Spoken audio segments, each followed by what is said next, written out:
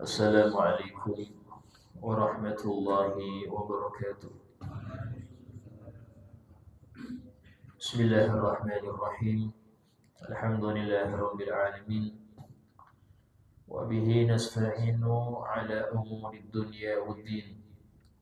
Asyhadu an la ilaha illallah wahdahu la syarika lah. Wa asyhadu anna sayyidana Muhammadan abduhu wa rasuluh la nabiyya ba'dah. Allahumma shalli wa sallim wa barik wa karim wa 'azzim wa majjid على حبيبنا وشفينا وقرة أعيننا محمد وعلى آله وصحبه أجمعين. سبحانك لا علم لنا إلا ما علمتنا إنك أنت العليم الحكيم. رب اشرح لي صدري ويسر لي أمري واحلل عقدة من لساني يفقه قولي بجاه النبي وآله. قال الله تعالى وقل رب زدني علما. وقال رسول الله صلى الله عليه وسلم طلب العلم فريضة على كل مسلم. وقال الإمام الحبيب عبد الله بن عالم بن محمد الحداد رضي الله عنه ورضي عنا به ورحمه الله ورحمنا به ونفعنا به في الدارين آمين. فينبغي لك أيها الأخ ألا تحب ولا تصحب إلا أهل التقوى وأهل العلم وأهل الزهد في الدنيا من عباد الله الصالحين وأوليائه المؤمنين. فإن المرء مع من أحب في الدنيا والآخرة كما في الحديث الصحيح. Dan diharuskan bagi engkau, wahai saudaraku, janganlah engkau mencintai dan janganlah engkau menemani, menjadikan teman kecuali orang yang bertakwa. Wa ahlul ilm, dan orang yang berilmu agama. Ya, kenapa demikian? Dikarenakan teman itu bisa jadi berkah untuk kita, bisa jadi musibah. Cukuplah di dalam Al-Quran Allah Ta'ala menceritakan bagaimana seseorang yang salah milih teman. Allah berfirman, yauma ya'addu dzalimu 'ala yadayhi. Pada hari itu seseorang yang zalim, yang dia berbuat kezaliman termasuk maksiat. Zalim kepada diri sendiri itu ketika dia tidak memberikan mata akan haknya.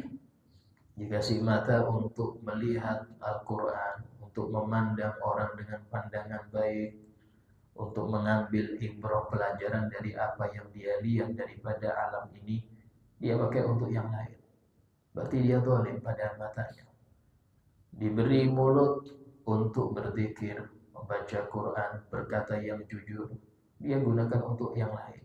Berarti dia zalim pada mulutnya tadi. Dikasih telinga pun sama. Sehingga orang yang bermaksiat maka dia menzalimi diri sendiri. Dan itu lebih parah daripada dia zalim ke orang lain. Kok bisa nyakitin diri sendiri? Sehingga dalam hal ini disebut ke dalam Al-Quran, yauma ya'addu dzalimu 'ala yadayhi. Pada hari itu seseorang yang zalim menggigit kedua tangannya. Ya.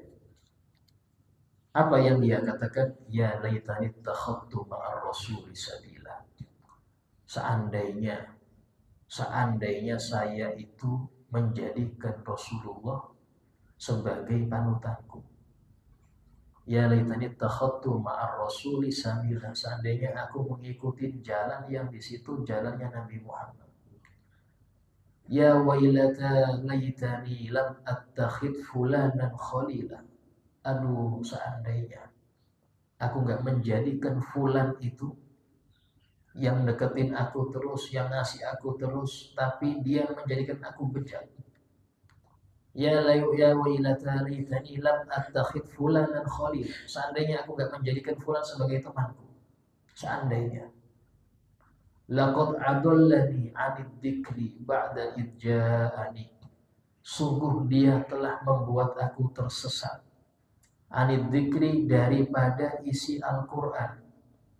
Ba'da idja'ani, padahal itu sudah datang kepadaku. Sudah nyampe.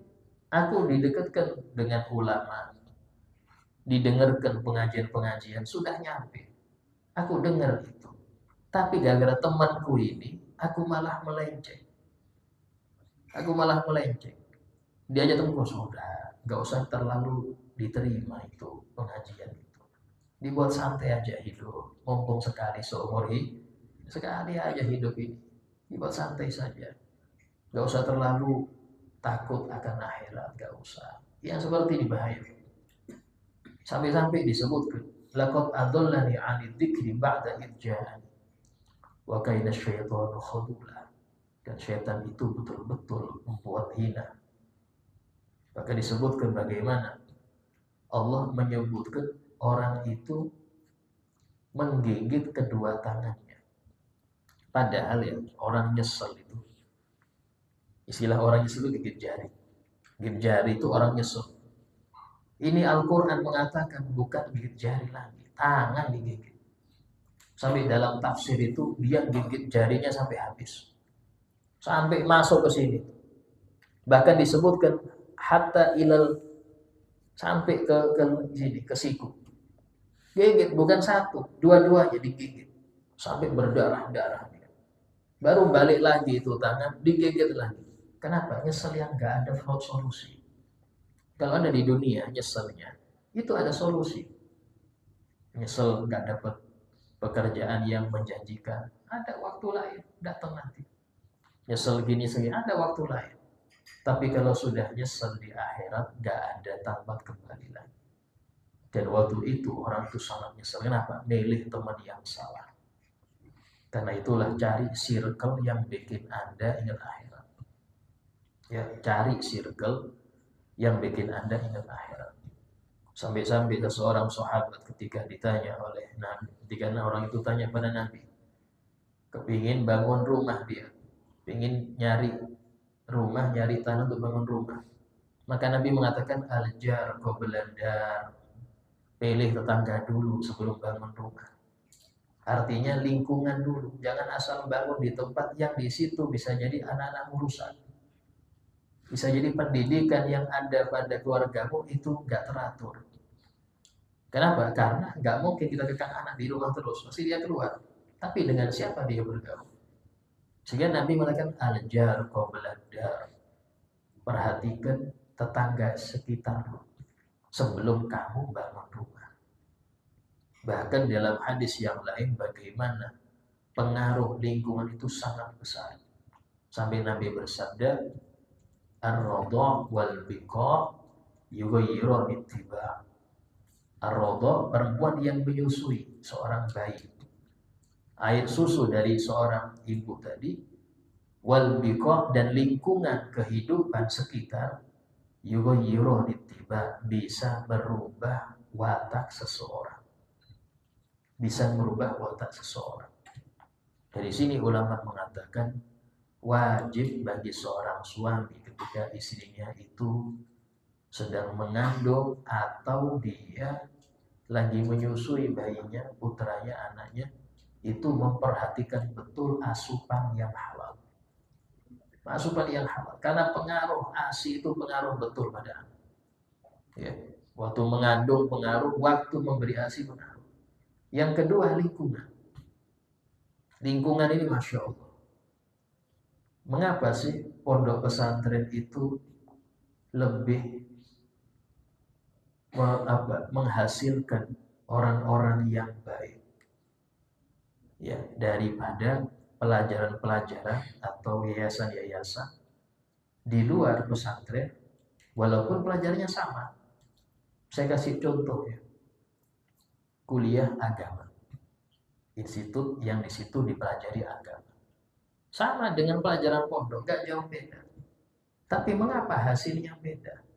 Karena lingkungan. Yang satu-satunya yang menjadikan Indonesia itu kuat dari sisi iman masyarakatnya, tidak bisa untuk diganggu oleh negara apapun dalam merusak itu, gak bisa. Itu pesantrennya. Sehingga paling banyak pesantren, negara paling banyak pesantren itu Indonesia. Dan itu yang mau dirusak.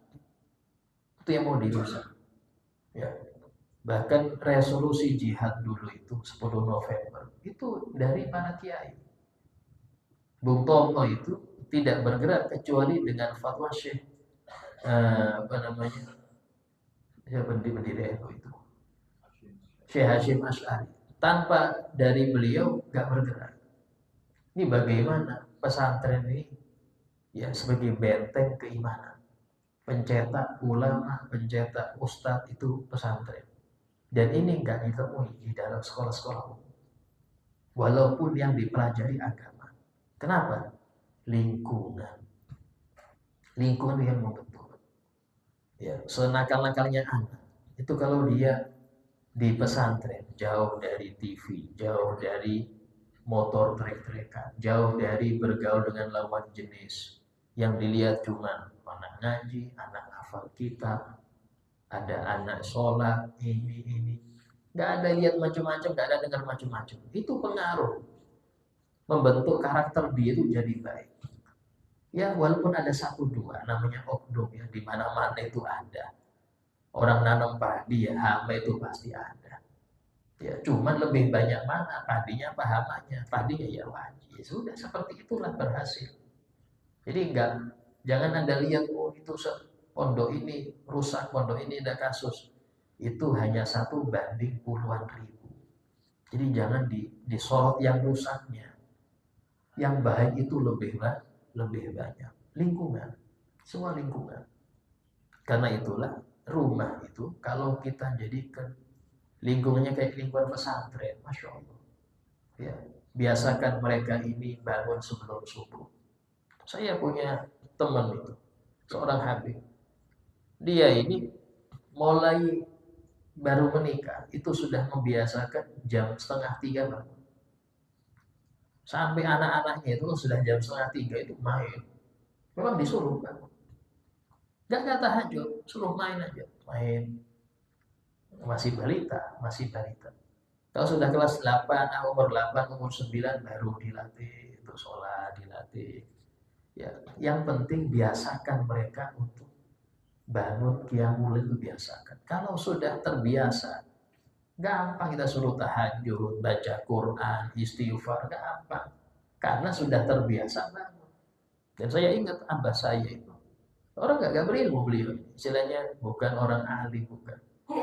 Tapi kalau sudah waktu itu musim Piala Dunia, ya Piala Dunia di Amerika di mana itu kita dibangunin semua untuk nonton jam 3 itu. Kalau abah enggak dia tahajud, semuanya dibangunin. Ayo yang ibu disuruh bikin di instan. Tuh hampir tiap malam. Alasan untuk kita biar suruh bangun itu untuk Piala Dunia. Tapi subhanallah dengan itu ya kita nggak enak kalau nggak bangun subuh itu nggak enak. Sudah dibiasakan. Nah, seperti itu loh yang menjadikan orang-orang tua dulu itu mendidik demikian. Lingkungan pesantren walaupun rumah.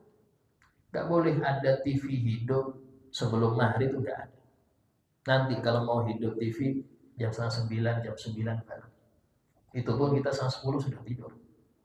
Dunia dalam berita dulu dalam berita itu kalau nggak kelas SMP nggak boleh nonton dulu ada itu jam 9 kalau nggak salah itu dunia dalam berita itu kalau SD nggak boleh nonton gitu nggak wajib tidur.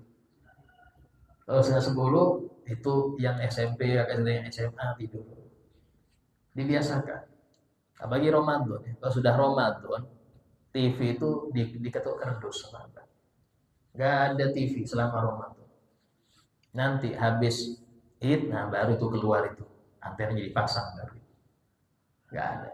Ya di musola kita tadarus, di rumah ibu bikin tadarusan. Jadi mau pulang ya dengar Quran juga, ke musola dengan Quran juga. Itu kalau malam kita nggak ada jarang tidur. Ya bisa darus main bola di alun-alun sana sampai sahur. Tapi kalau pagi tidur sampai jam 10. Kalau pagi tidur. Karena dulu liburnya full, dulu ya. Zamannya Soeharto itu libur Ramadan full. Nggak ada sekolah lagi itu. Ya, nah waktu itu memang subhanallah apa namanya lingkungan itu hidup, lingkungan pesantren itu usahakan di rumah itu ada. Nah sama dalam hal ini seseorang ketika dia itu pengen eh, apa akhlaknya itu baik ini, maka cari pergaulan dengan teman yang baik. Sampai-sampai Nabi dalam hadisnya mengatakan almar'u ala dini khalilih falyandur ahadukum man yukhalil. Seseorang itu tergantung agama temannya. Tergantung agama, sampai agama. Artinya apa? Saking besar pengaruh teman itu sampai agama bisa berubah. Almaru ala dini khalil. Seseorang itu tergantung agama temannya. Falyandur ahadukum man yukhalil. Maka hendaknya seorang dari kalian pilih dulu sebelum dia berteman, cari teman yang bagaimana dia mau temenin, yang bagaimana. Nah ini yang seperti ini penting.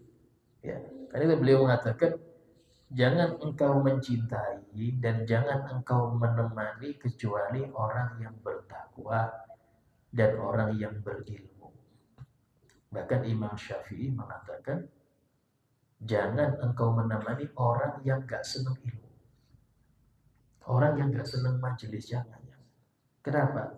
Karena khawatir engkau akan terpengaruh juga. Terpengaruh juga. Ya awal dia, oh ya silahkan saya majelis. Oh saya enggak di warung kopi. Ya sekali baru dia langsung sesekali di warung kopi enak sudah nggak usah majelis lagi. Akhirnya nggak senang majelis.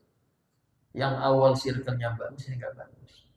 Ya berapa banyak anak orang-orang baik, ya tapi karena bergaul dengan yang salah jadi nggak beres. Pengaruh orang tua kalah dengan teman. Pengaruh orang tua kalah dengan teman. Kenapa demikian? Karena tadi orang itu lebih nyaman dengan temannya daripada keluarga. Ketika keluarga itu sibuk dengan urusan masing-masing. Yang ayah sibuk nafkah, yang ibu sibuk arisan, yang ini macam-macam. Dia bingung mau ke siapa saya ini. Berkeluh kesah ke teman dia. Nah pas teman yang baik, alhamdulillah. Tapi kalau teman yang buruk, ya jadi bejat. Jadi bejat, hati-hati. Ya. Wa ala zuhdi fid dunia, dan orang-orang yang ahli zuhud di dalam dunia. Artinya orang-orang yang tidak ada cinta dunia di hatinya. Siapa itu? Min ibadillahi sholihin, dari hamba-hamba Allah yang soleh, wa uliyaihi al-mu'minin, dan wali-walinya yang sempurna keimanan mereka. Kenapa kita harus mencintai orang yang baik, orang yang soleh itu? Karena seseorang itu sesuai ada dalam hadis akan berkumpul dengan yang dia cintai. Dalam hadis Nabi bersabda, al-mar'u ma'aman ahab. Seseorang itu akan bersama dengan siapa yang dia cintai. Bahkan di dalam hadis ketika Nabi itu tengah-tengah khutbah, ada seseorang yang datang ke Nabi langsung tanya, ya Rasulullah, mata sa'ah. Ya Rasulullah, kapan kiamat itu? Ini diam-diam tanya kiamat. Maka Nabi bersabda, menjawab tanya lagi, ma'adatalah, kamu siap apa? Tanya-tanya kiamat. Kata beliau, aku nggak siap apa ya Rasul. Cuman aku cinta Allah dan Rasulnya. Bahas itu aja. Aku cinta Allah dan Rasulnya. Maka beliau, sahabat ini mengatakan, Nabi bersabda, anta ma'aman ahbabta. Kamu akan bersama orang yang kamu cintai. Kamu akan bersama orang yang kamu cintai. Ini secara umum. Kalau senang orang bejat, kumpul dengan yang bejat. Walaupun orang baik. Walaupun orang baik. Tapi dia mengidolakan artis ini, artis ini. Di foto artis itu dibuatnya. Padahal dia hafid Quran. Hafid Quran. Cuman yang di kamar itu foto. Rock and roll, foto ini macam-macam. Ya kumpul dengan mereka itu. Karena yang dilihat hadis itu, almaru ma'aman ahab, dengan siapa? Karena itulah penting, jangan cinta kecuali orang yang patut dicinta. Karena itulah cinta Allah itu termasuk kewajiban hati. Orang kalau cinta Allah, pasti cinta orang-orang yang dicintai oleh Allah. Pasti. Anda kalau cinta seseorang, pasti Anda akan cinta masakan kesukaan dia apa, warna kesukaan dia apa. Pasti itu. Kenapa? Karena akan menjalar kemana-mana. Cinta itu menjadikan seseorang itu mencintai apapun yang dicintai oleh orang yang dia cintai. Sehingga kalau orang itu betul cinta Allah, pasti cinta para orang-orang soleh, pasti. Pasti cinta para ulama, karena mereka orang dekat dengan Allah. Itu sudah menjadi rumus sudah. Nah, tapi kalau seseorang itu cinta kepada orang-orang jahat, maka khawatir dia akan memaklumi kejahatan mereka. Cinta orang bejat, contoh orang yang memamerkan auratnya, nanti dia akan maklumi, sudah apa-apa, biasa itu namanya orang nggak bisa soleh terus, dimaklumi, akhirnya dia jadi ngikut itu, dia jadi ngikut. Sehingga seorang ulama mengatakan, terserah ibadah engkau sebanyak mungkin, tapi ingat, engkau tidak akan dikumpulkan kecuali dengan yang engkau cintai. Dari sinilah para ulama menganjurkan kita ini membaca banyak biografi para sahabat, biografi Nabi yang pasti ya, biografi ulama, baca itu, sejarah itu baca, agar Anda cinta. Karena cinta itu gak bisa muncul sendiri, tapi harus dipupuk. Cari itu. Kita maaf, tiap hari di TV dijelit biografi artis, biografi pemain bola, biografi politik ini. Akhirnya yang kita kenal mereka, cinta mereka. Yang dikenal mereka, akhirnya cinta mereka. Coba yang dibaca itu biografi ulama. Subhanallah, memang TV ini ada misi Yahudinya itu. Ada misi Yahudi. Di mana nggak ada, jarang TV menampilkan biografi ulama. Paling 2%. Dulu di zaman saya masih SD ada TPI, Televisi Pendidikan Indonesia. Dulu TPI bagus. Walaupun untuk keagama itu jarang. Cuman isinya itu pendidikan. Tapi sekarang berubah, sudah gak ada lagi TPI itu. Semuanya isinya hiburan semuanya. Dan hiburan yang mana? Yang gak beres. Ada misi untuk orang-orang mereka ini bikin orang muslim jauh dari Islam sedikit-sedikit dengan TV itu. Ya. Sehingga dalam hal ini hati-hati dalam memilih teman, ya. Kenali para ulama itu. Karena dianjurkan seseorang itu menempelkan foto ulama di rumah. Ya, sebagai bentuk cinta. Ya, walaupun belum cinta, tapi bentuk cinta. Istilahnya itu saya berusaha untuk mencintai. Walaupun hanya dengan nempel foto. Orang-orang pemuda itu, sampai lihat, saking cintanya sama pemain bola yang dia gandrungi. Ada yang pemain MotoGP yang itu ditempelin foto mereka itu. Sampai kalau ada artis ya mau ke Balikpapan, jam berapa pesawatnya turun, sore itu mulai pagi di bandara semua. Maka saya bilang ini cinta sejati. Cuman salah naruh itu aja. Dia cinta sejati. Cuman salah naruh. Coba dia taruh itu di ulama. Beruntung dia. Pakaiannya akan niru itu bukan ulama. Oh, dia saku ulama ini isinya apa itu? Oh, wirid. Oh, siwak. Dia niru itu. Karena namanya idola. Dia niru. Pakaiannya ditiru, ngomongnya ditiru. Ditiru semua. Kenapa? Sudah idola. Tapi kalau cintanya sama artis, ya dia akan niru. Mulai gonta-ganti pacarnya ditiru, pakaiannya ditiru, pakai tendek ditiru, ya ngelubangin hidung ditiru semua. Rambut yang pirang pun ditiru. Kenapa? Sudah cinta. Ini loh yang bagian bahaya, Pak. Kalau sudah cinta salah itu bahaya. Ya. Jadi dikatakan wa qala alaihi salatu wassalam al-mar'u min jalisi. Seseorang itu ya tergantung teman duduknya. Seseorang itu tergantung teman duduknya. Wa qala alaihi salam al-jalisus salih khairun minal wihdah. Teman duduk yang baik itu lebih afdol daripada sendirian. Ya, Anda punya teman yang soleh itu lebih baik daripada sendirian. Wal wihdah khairun minal jalisi su'. Dan sendiri lebih baik daripada teman yang buruk. Teman kalau sudah Anda duduk dengan dia, gibah kemana-mana. Yang dibahas orang lain terus. Ini saya ini pengen nggak ada dosa, ini malah bawa dosa. Yang ceritakan macam-macam sudah. Ya, keburukan ini orang ini. Kita yang awal nggak ada dosa, duduk dengan dia banyak dosa. Coba kalau dengan orang yang baik, yang berilmu, dia akan ngasih tahu kebaikan, ngajarkan kepada kita amalia ini.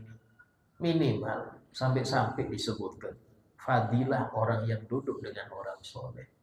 Itu mandang mereka itu bisa menjadikan orang tadi akan kena sedikit rahasia mereka. Kalau dengan syarat mandangnya dengan sudut. Kalau mandangnya dengan pandangan biasa, walaupun samping ada Nabi itu nggak pengaruh kalau sampai mandang dia orang biasa. Orang-orang Mekah, mengapa mereka ini tidak mendapatkan hidayah atau padahal lihat Nabi terus, Pak. Tiap hari lihat Nabi, berbincang dengan Nabi. Kenapa? Karena nggak menganggap Nabi Muhammad sebagai Nabi. Dia cuma mengatakan ini yatimnya Abi Thalib, ini penggembala kambing. Dari situlah nggak berkah, karena nggak memandang beliau sebagai Rasul. Beda dengan Sayyidina Abu Bakar Siddiq, Sayyidina Umar. Mandang beliau sebagai utusan Allah, kekasih Allah, manusia paling afdol, baru dapat keberkahan. Karena itulah memandang orang itu harus dengan mata kebaikan. Ya, kalau tidak, nggak dapat. Walaupun orang ini baik, nggak dapat keberkahannya. Disebut ke dalam Al-Quran, Allah Ta'ala menceritakan bagaimana orang-orang kafir memandang Nabi. Wa qalu ma li hadzal rasul ya'kulu at-ta'am wa yamshi fil aswaq. Dan mereka berkata, mengapa orang ini dibilang utusan sementara dia makan kayak kita? Makan kayak kita juga, lapar juga ya. Dan dia juga jalan-jalan ke pasar belanja. Jadi kayak manusia biasa, belanja juga kayak saya. Akhirnya menganggap orang biasa. Sama disebutkan di dalam hadis, awwalu ma yuhramu min barakatil alim ahluhu wa jiranu. Pertama kali orang-orang yang gak dapat berkahnya seorang yang alim, siapa? Keluarganya dan tetangganya.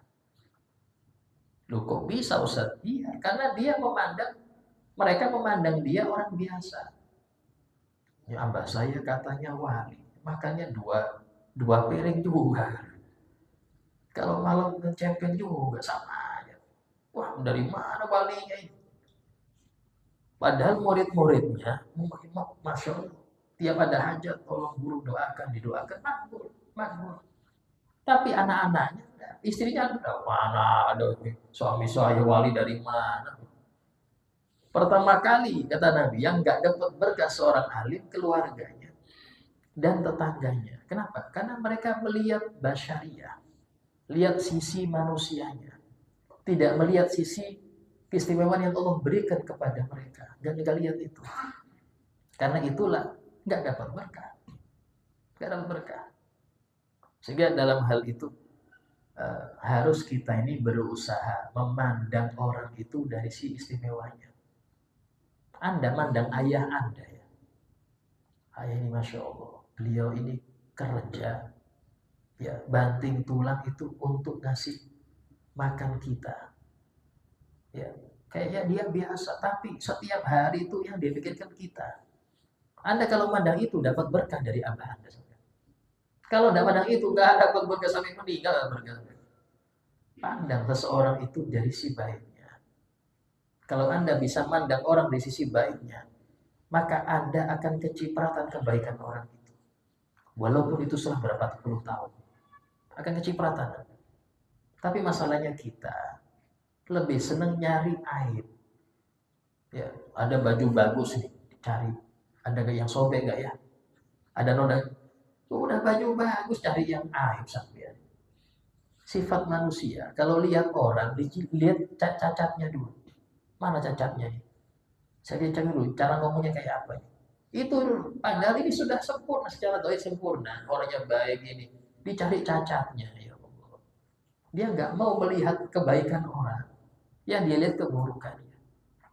Nabi Isa alaihissalam pernah berjalan dengan para hawariyin, murid-muridnya al-hawariyin, melihat seekor bangkai kambing di samping jalan dengan sudah berhari-hari sehingga keluar belatungnya, ya lalat sekitarnya. Itu yang sebagian muridnya bilang, betapa busuknya aromanya. Satunya lagi, betapa buruknya kelihatannya buruk betul. Apa kata Nabi Isa? Betapa putihnya giginya. Giginya kambing ini putih ya. Orang hendaknya memandang itu yang baik. Maka dia dapat kebaikan. Kalau Anda memandang semua orang itu dari hal yang sisi buruk, gak ada yang baik di dunia. Kalau Anda melihat semua orang itu sisi buruknya, gak ada yang baik. Karena gak ada yang penciptaan sempurna, kecuali Nabi Muhammad SAW. Gak ada. Ya. Nabi SAW aja yang sempurna itu pasti dicari cacatnya. Oh ini sahir, tuan sihir. Oh ini majnun, wa qulu majnun wastujir. Mereka mengatakan Nabi Muhammad itu gila. Dicari kesalahannya, padahal nggak tampak sedikit pun. Nah ini kalau sudah orang benci, itu yang dilihat cuman keburukan. Yang dilihat keburukan. Dari sini wajib kita melatih diri, pandang orang itu dengan pandangan baik. Di antara keajaiban orang yang mandang kebaikan itu, seandainya dia ketemu orang bejat, penjahat betul sudah, tapi dia prasangka ini orang baik, masya Allah, tidak akan berbahaya kejahatan itu. Ini orang jahat gak akan berbahaya jahatnya kepada orang tadi. Kenapa? Karena dia mandang sesuai dengan prasangka dia. Ini orang baik ini, masya Allah. Saya lihat dia senyumannya, terus senyumnya mau membunuh, senyum membunuh. Masya Allah dia senyumnya terus hebat. Itu tidak akan bahaya. Kenapa? Karena selama orang prasangka baik, yang dia dapat kebaikan. Tapi selama orang itu prasangka buruk, yang dia dapat keburukan. Contoh dia mau ke suatu kota ya. Wah itu kota sudah banyak penjahatnya. Copetnya banyak. Ya kesana hilang duitnya. Jadi dia seudon dulu. Ya, ya. Cari kebaikan. Karena Allah Ta'ala ya akan memperlakukan Anda sesuai prasangka Anda. Allah Ta'ala, ini rumus hidup ya. Allah Ta'ala akan memperlakukan Anda sesuai prasangka Anda. Dengan dalil hadis qudsi, ana inda dhanni abdi. Aku ini tergantung prasangka hambaku kepadaku. Dia prasangka apa padaku? Kan itulah gak boleh orang beranggapan ini hari sial nih, gak boleh. Semua hari beruntung, gak ada hari sial. Keluar rumah dia ada burung gagak. Wah kayaknya sial gak keluar dah. Ya sial betulan sampai. Gak usah. Ini kita prasangka buruk ya. Prasangka baik terus pada Allah Ta'ala. Maka kita akan baik terus. Ini rumus ya. Rumus dalam hidup-hidupan seperti itu. Nah kemudian fasuhbatul muttaqin wassalihin qurbatun ilallah. Maka berteman ya dengan orang-orang bertakwa dan soleh. Termasuk berteman itu kita duduk dengan mereka, mengambil ilmu mereka, menjadikan mereka guru-guru kita, itu termasuk berteman. Ya, itu adalah suatu pendekatan kepada Allah Ta'ala. Wahiyya as-suhbatul mahmudah al-mashkurah. Dan berteman dengan orang yang soleh dan bertakwa itu termasuk persahabatan yang dipuji, al-mashkurah yang akan dibalas oleh Allah dengan kebaikan. Akan dibalas oleh Allah dengan kebaikan. Kenapa? Karena disebutkan di dalam suatu hadis ya. Itu ada Nabi mengatakan tuba man ro'ani. Beruntung orang yang melihat aku. Siapa? Sahabat. Tapi lihat dengan apa? Lihat kalau Nabi adalah Nabi Muhammad. Bukan lihat ini adalah yatim Abi Thalib, bukan. Lihat ini pemimpin para nabi. Ini pemberi syafaat. Ini.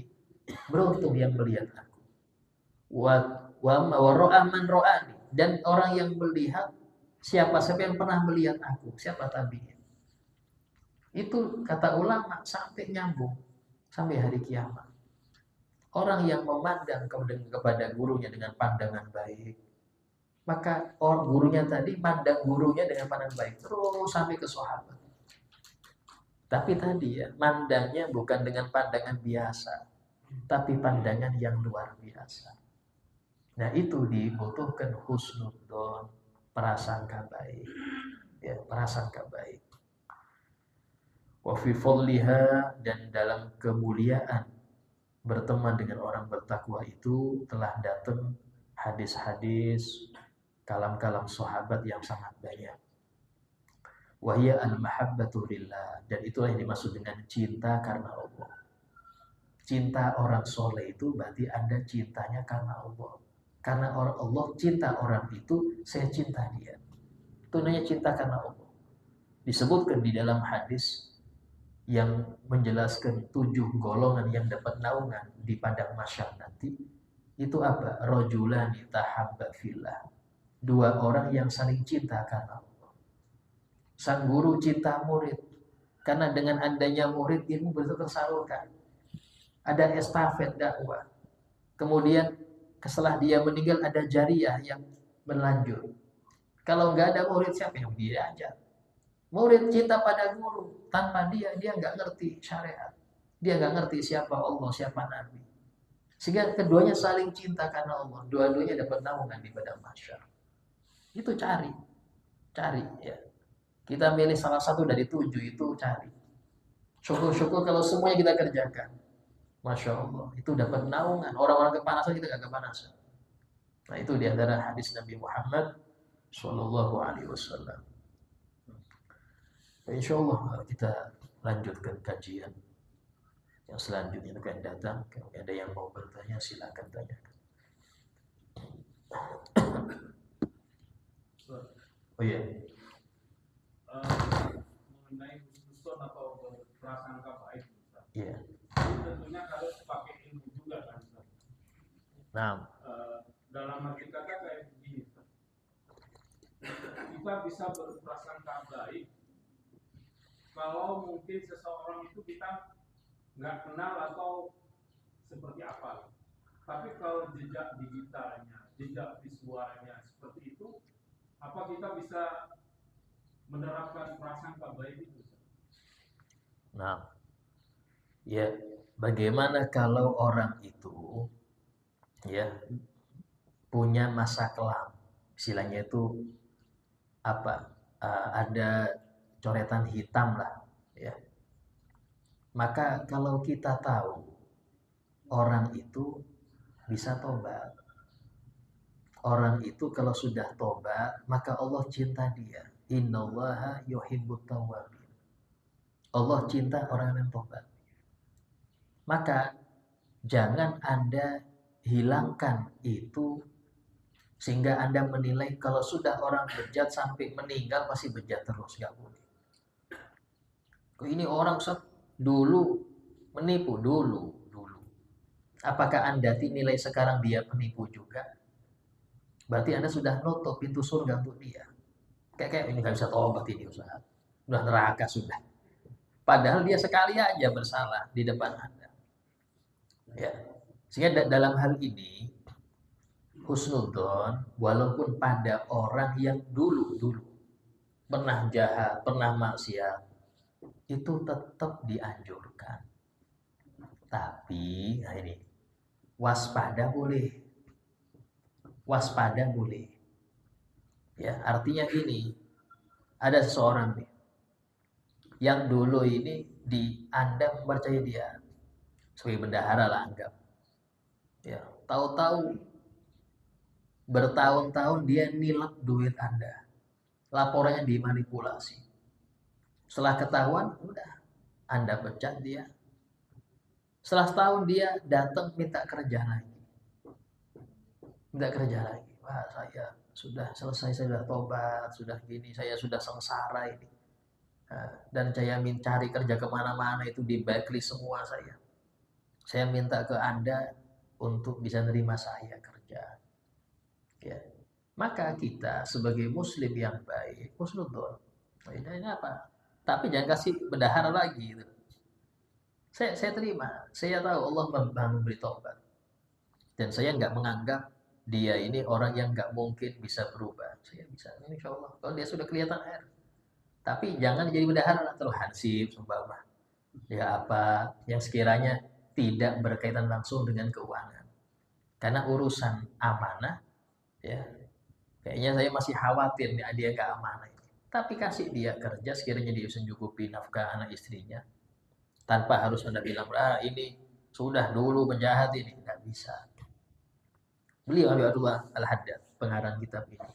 Beliau mengatakan, demi Allah, seandainya aku mendapati dua orang sedang berzina. Karena aku lihat aku malu, aku berpaling. Kemudian mereka selesai, karena lihat aku mereka selesai. Ya. Maka aku lihat lagi mereka dalam keadaan malu ini. Aku yakin mereka ini kekasih Allah. Coba. Aku kekasih Allah bagaimana? Bezina menjadi wali.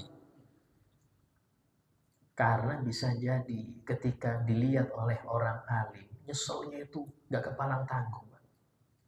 Orang bejat, kalau lihat orang biasa, itu biasa dia. Tapi kalau ustadz yang ngajar dia, ngelihat dia, ya apa yang malu dia. Sedang main gaplek yang apa? Yang mensidak atau yang melihat langsung gurunya, ya apa? Kalau orang lain mungkin dia biasa. Ini gurunya, ya apa enggak malu? Malu itu bikin dia nyesel. Nyesel ya Allah, kapok ya Rob, kapok. Tobat dia. Dan tobat yang seperti ini cepat jadi. Ya. Karena tadi nyesel itu ada kalanya karena sesuatu yang langsung nabrak ke hatinya itu bisa menjadikan orang itu cepat berubah. Dan level yang paling tinggi untuk ahli tobat itu apa? Menjadi orang yang mahbub, dicintai Allah. Orang cinta Allah itu sudah tinggi, Pak. Tapi orang dicintai Allah itu lebih tinggi lagi. Saya dicintai Allah. Dan itu hanya untuk yang bertobat. Innallaha yuhibbut tawwabin. Artinya yang paling gampang ya. Amalan yang gak perlu banyak amalan. Cuma berhenti, nyesel, akan perbuatan dosa, nyesel. Itu sudah amalan tinggi. Gak ada sholat malam dia. Gak ada puasa sunnah. Dia cuma berhenti, nyesel. Karena sudah membuat murka Allah Ta'ala. Itu sudah tinggi. Sehingga dalam hal ini tetap kita pasang husnudzon. Tapi waspada Bapak. Waspada ya. Jadi bukan sampai nuduh dia nggak mungkin bisa tobat, ini orang nggak bisa. Ya jangan sampai menuduh orang gitu. Seandainya, ya siapa itu? Netanyahu tanya. Senin dia tobat, Anda cinta nggak? Ayo. Tahu-tahu dia umroh, ya. Dia bertobat, saya main cinta nggak?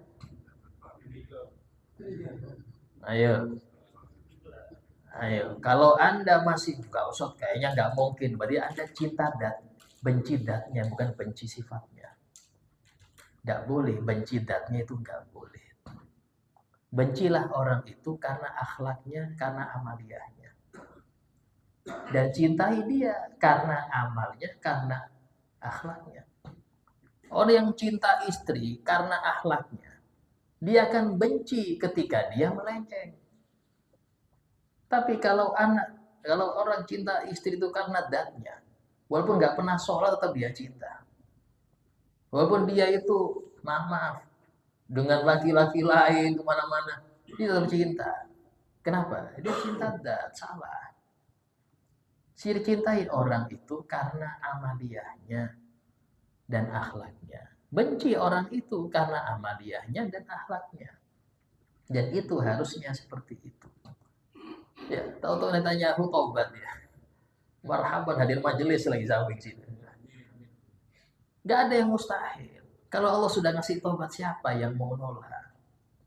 Innallaha innaka la tahdi man ahbabta walakin Allah yahdi man yasha.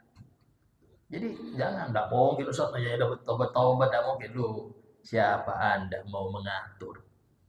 Karena itulah enggak boleh melaknat orang kafir yang masih hidup. Karena kita belum tahu dia wafatnya kayak apa. Laknatullah Netanyahu, jangan Pak, enggak boleh. Kenapa? Dia masih hidup, belum tahu dia wafatnya kayak apa. Dia membunuh ribuan muslim, Ustaz. Apakah tertutup tobat gara-gara membunuh muslim? Apakah tertutup tobat gara-gara membunuh muslim? Karena itulah, kalau orang sudah benci mendarah daging, itu walaupun orang itu jadi baik, wah modus saja, modus ini Ustaz, modus. Jangan hilangkan itu. Anda hidup, ya, Anda ini istilahnya adalah hamba Allah. Apa yang Allah perintahkan, marhaban. Sesama hamba itu nggak boleh saling benci. Sama-sama hamba. Dia nakal, benci dia karena nakalnya dia. Dia baik, marhaban, ahlan wa sahlan. Seperti itu hamba. Jadi kalau ada hamba saling benci karena dat, nggak pantas. Karena kita semua hamba Allah, sama di hadapan Allah, sama, nggak ada beda-bedanya. Ya, karena itulah sikap kita kayak apa? Doakan, doakan. Ustaz apa dengan mendoakan Allahumma ahlikil yahud wan nasara. Ya Allah, habisin orang Yahudi, Nasrani, habisin. Kalau masih nyebutkan sifat nggak apa-apa. Yang nggak boleh kalau nyebutkan nama. Karena masih hidup. Masih hidup. Kalau sifat, semua Yahudi itu doa Nabi ya. Habiskan semua Nasrani, habiskan semua Yahudi. Ini kalau saya terjemahkan di luar repot tidak. Tapi kalau ini makanan pengajian khusus Muslim, biasanya nggak mau nyebutkan itu. Ya kalau di masyarakat yang campur-campur bisa repot kita nanti. Dibilang diskriminasi. Tapi itu doa Nabi. Maksudnya apa? Selama itu masih sifat tidak apa-apa. Tapi kalau sudah nunjuk per orang, nah tidak boleh. Kalau per orang tidak boleh. Contoh, siapapun orang yang dia sombong, maka dia masuk surga, masuk neraka dia. Saya nggak nyebutkan per orang. Nyebutkan per orang nggak boleh. Karena orang bisa bertobat. Tapi kalau sifat itu masih ada sampai meninggal, ya neraka dia. Tanpa saya memandang bulu siapa-siapa, enggak nambah itu. Nah seperti itulah Nabi itu kalau negur itu enggak pernah nyebutkan orang. Beliau cuma bilang, mengapa kok ada orang seperti ini, kok seperti ini, enggak nyebut nama. Ini akhlak dakwah, karena kita enggak tahu hidayah Allah kapan datangnya. Ya. Dan semoga apa yang kita dapat menjadikan sesuatu yang barokah untuk kita, menjadikan hati kita lebih bersih, lebih menerima apa yang Allah tadikan untuk kita. Amin ya rabbal alamin. Ala hadiniyah wa kulliyatin salihah. Al-Fatihah. Bismillahirrahmanirrahim. Alhamdulillahirabbil alamin. Rahmanir Rahim. Maliki yaumiddin. Iyyaka na'budu wa iyyaka nasta'in. Ihdinas siratal mustaqim. Siratal ladzina an'amta 'alaihim ghairil maghdubi 'alaihim waladdallin. Amin. Bismillahirrahmanirrahim. Alhamdulillahirabbil alamin. Allahumma shalli wa sallim ala sayyidina Muhammadin wa ala alihi wa sahbihi ajma'in. Rabbana anfa'na bima 'allamtana, Rabbi 'allimna alladhi yanfa'una, Rabbi faqihna wa faqih ahlana wa qarabatina fi dinina, Rabbi wafiqna wa fiqhum lima tartadi qawlan wa fi'lan karama, warzuqil kulla halalan daima wa akhil anqiya ulama nahda bil khair wa nufa kulla syarr. ربنا واصلح لنا كل الشؤون وأقر بالرضا منك العيون وقض عنا ربنا كل الديون قبل أن تأتينا رسل المنون. ربنا آتنا في الدنيا حسنة وفي الآخرة حسنة وقنا عذاب النار. وصلى الله على سيدنا محمد وعلى آله وصحبه وسلم والحمد لله رب العالمين. السلام عليكم ورحمة الله وبركاته.